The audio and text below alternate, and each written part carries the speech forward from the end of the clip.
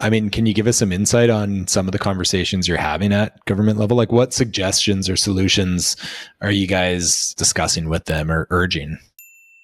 Well, there's a number, both at the municipal level and at the provincial level. So, one of the ones that is a really big one is in building, you're required to have a certain percentage. In fact, it's 20% of below market rental units in a building. So the new renter is subsidizing essentially 20% of inclusionary zoning in a building. And at this stage, when the builder can't even afford to build at what the going rents are, to lower that. We can even lower it to 5%.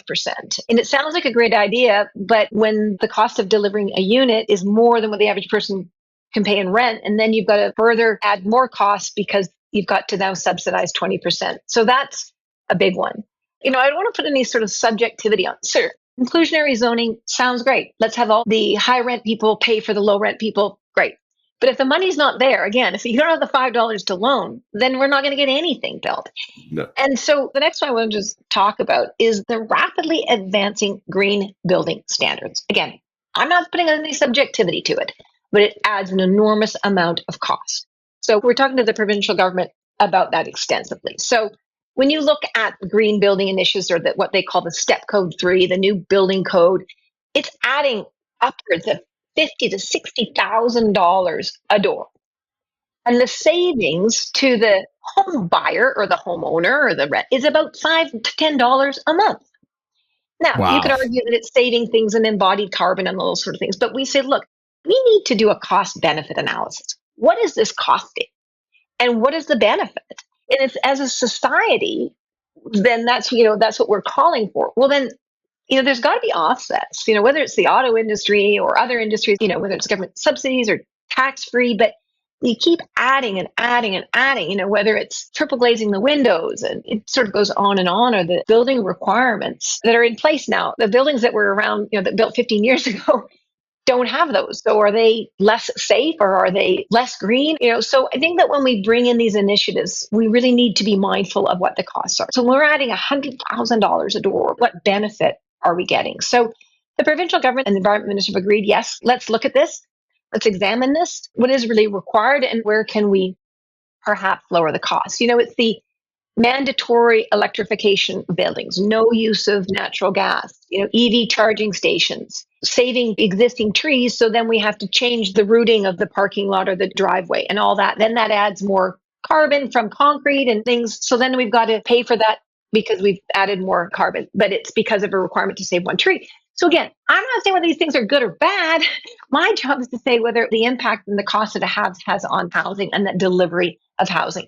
It's their job to figure out whether this is necessary for the environment or not, and if it is, at what cost. If it's costing so much that we're not getting housing built, that's what we need to think about. And the new building code as well is requiring that 20% of units be adaptable.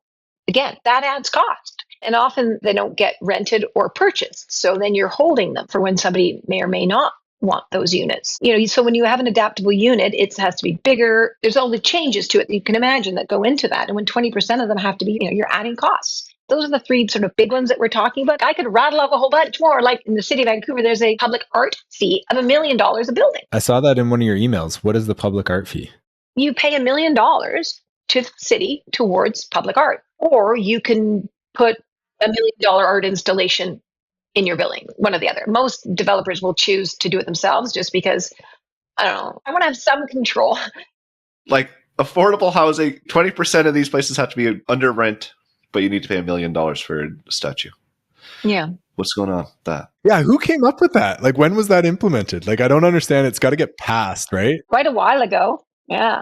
And then saying, okay, well, we're going to reduce parking, but you have to now give everybody a bus pass. I'm like, well, if they're going to go into this building, then they probably don't have a car. So why is it our responsibility to give them a bus pass? At like the developer level, like, is there feedback, like, we're just going to put things on pause, or are they leaving to Alberta or the States? Like, what are developers doing right now if it just doesn't pencil? All of the above. So pre-sale projects, wood frame concrete townhomes, are tracking well below pace of sales, which is needed to get to the 70% pre-sale threshold. And some projects are just on pause. Many projects are on pause. In Kelowna, most are on pause. I don't know if there's any new ones coming for sale.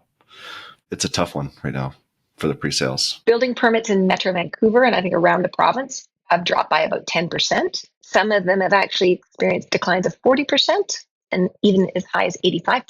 In your opinion, do you think this is going to actually raise prices in the next 5 years because of all this slowdown? That's the sad part. There's only 20% of the people that can afford it. And if there's less supply, so then that 20% will then be competing for that short supply. Yeah. So then the prices will go up. And then you're creating a bigger delta between what's available and what's for sale.